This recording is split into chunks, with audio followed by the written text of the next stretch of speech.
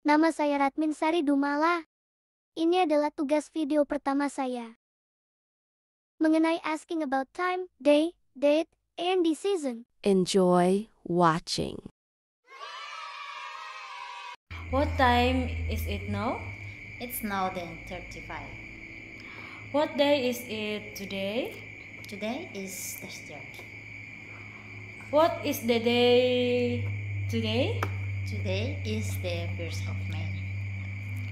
What season is today? It's summer now. Okay, bye-bye.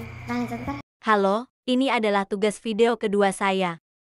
Mengenai dialog singkat penggunaan present continuous tense, present perfect tense, dan present perfect continuous tense. Selamat menonton. Are you in a meeting of the moment?